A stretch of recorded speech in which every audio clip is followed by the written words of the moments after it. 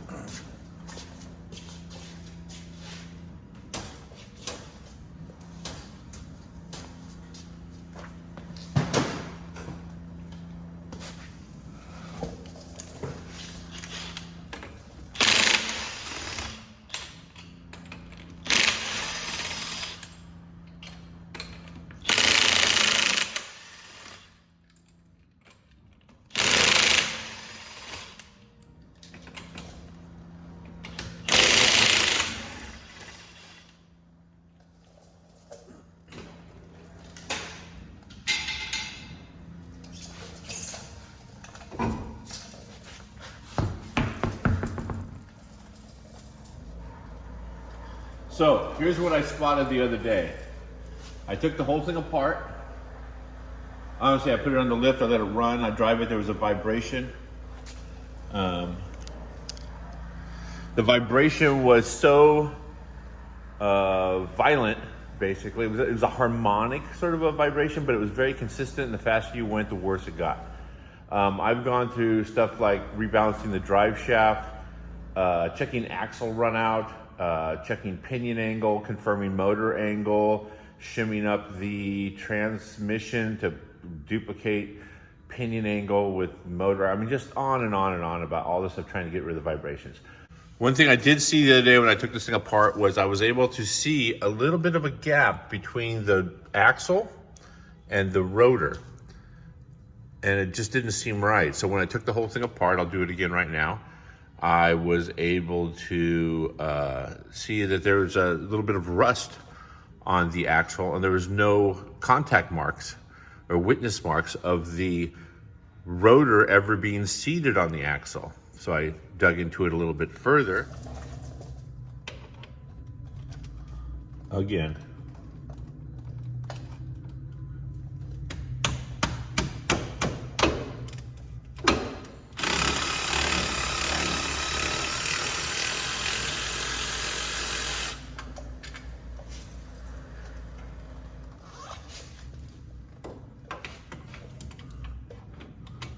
Oop. Can't use the pedal around the bottom.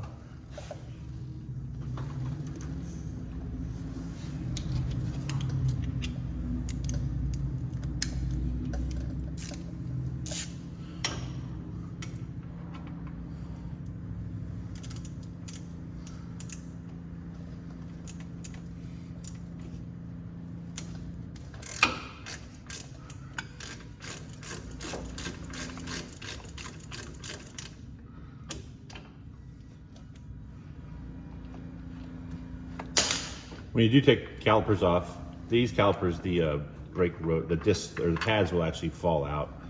So you need to just be careful as to not mix them up. I just keep my fingers in there to prevent them from falling out.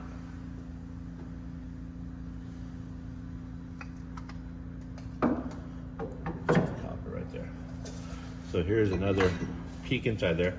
You can take a look at the axle and see that there are no witness marks of the rotor ever being seated to it. Normally you'd be able to see little contact patches where the rotor would seat all the way onto there. That was a telltale sign to me that the rotors were not seating correctly, or the hat itself. So then I looked underneath here. see if I can set this someplace. I can set it on here just like this so you can see. Maybe just hold it up. And I already machined this one, but there was a little step right here that came out about to where that little chamfer mark is. And basically, it was the exact same measurement as the edge of the axle. So if I would have gotten an axle that had the edge chamfered right here, I would never have this problem. Or if the hats were chamfered a little bit larger like they are now, I would never have this problem.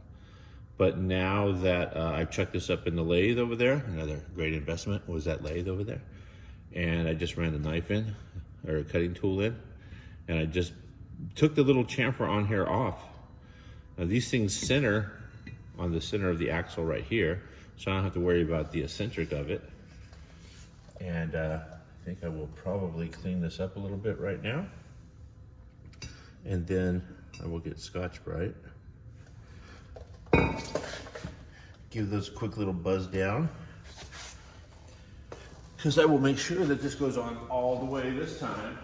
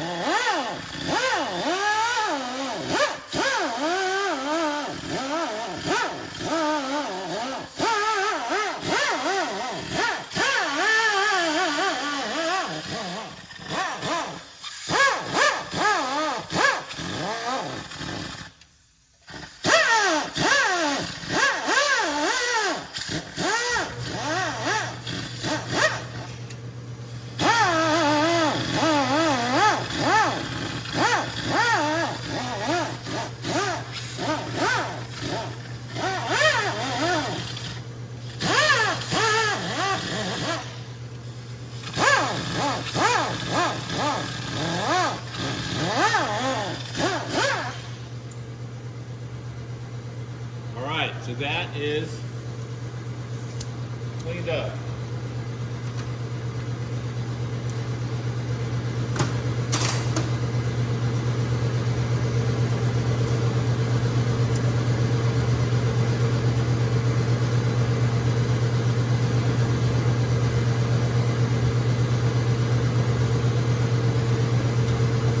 Just a little tech tip there, if you're using a Scotch-Brite wheel on an axle or an important surface, you can tell I wasn't killing that thing. I wasn't trying to go as fast as I could. If you start seeing sparks, you're probably going too fast, because all you're trying to take off is the stain or a little bit of surface rust. You're not trying to change the actual surface of the material or the component.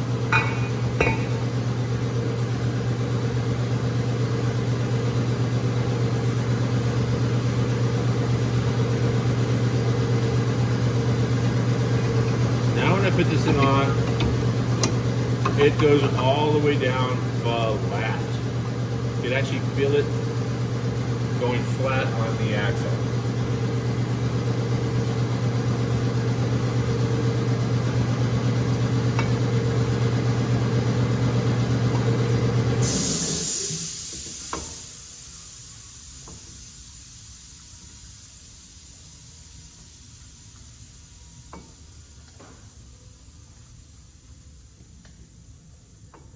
Yeah, I'm pretty happy I found this. It was really bugging me for the longest time.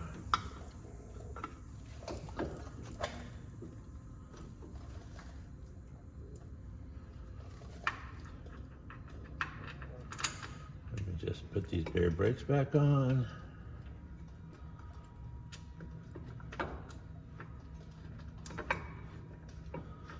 You know, one of the other things that was a little bit of a irritation was, well, I had the S1 sequential shifter in here, and it's a cool item, but it's a pretty precision built piece of machinery. It's got all kinds of cogs and gears and stuff inside, and Everything is very precision built, and the one thing about having a vibration back here in the rear differential, it would transfer right through everything, right to the front, and then you would hear it in the shifter. Like, it would start rattling the handle. It would almost put your hand to sleep while you were driving. So I took it out, and because you couldn't tell. It was vibrating so bad you couldn't tell if it was rear end or transmission or alignment of the, I mean, I thought about everything: pilot bushing, transmission alignment on the bell housing, absolutely everything. And ends up, it's the most obvious stuff, but it's stuff that, you know, I've taken these wheels off 20 times to try and find this problem. And whatchamacallit, when I take them off, you don't think to look at the very simplest, obvious stuff. So this goes to show that, I mean, don't skip the simplest things. Just check everything.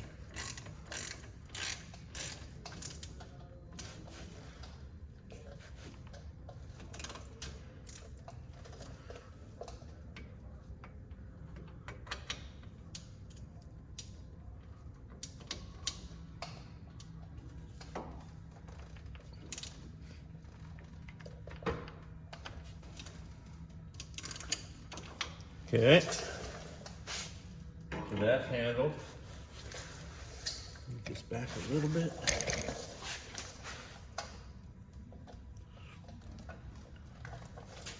Hey, also too is these are Mickey Thompson wheels, and if you've watched the Hot Rod Garage episode where we put a motor in this thing, and me and Tony took it to Willow Springs up on the balcony track and flogged it like crazy.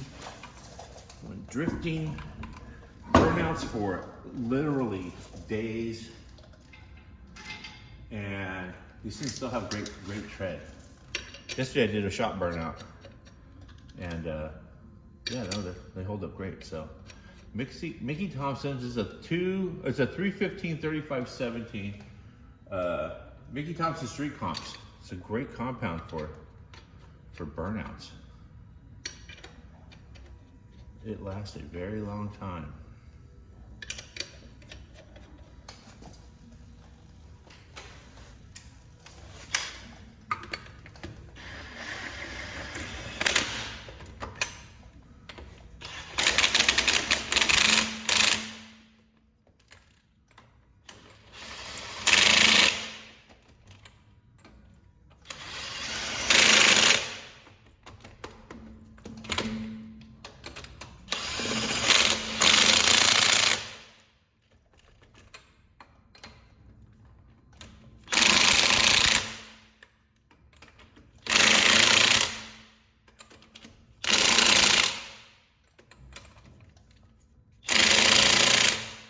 Okay, so now we're gonna fire it up and put it in gear and see how true this thing runs.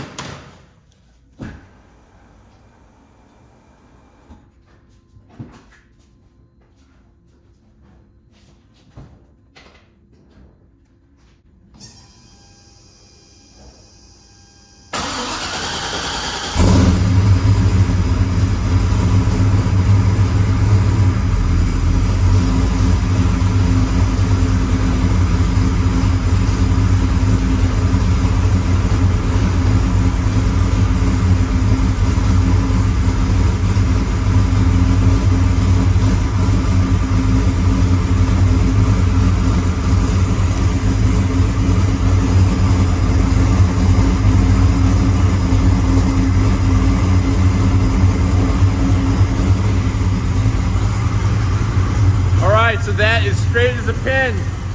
Get this thing out of the shop, get on the road and test drive it.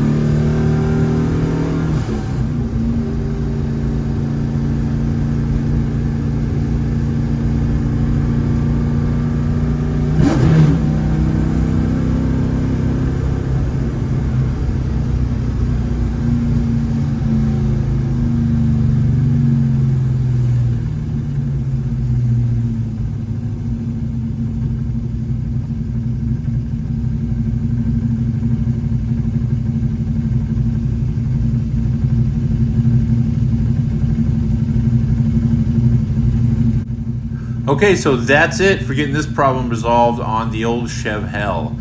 Worked out perfect, very minimal vibration there now. I'm going to check for tire balance because these are some tires I've been beating on for a while. Other than that, it's all good. Thanks for watching, you guys. Don't forget to subscribe. Don't forget to leave a comment. Let me know what you think about the video. And don't forget to share. That helps me out a lot. Thanks a lot for watching, everybody. Stay safe out there. See you soon.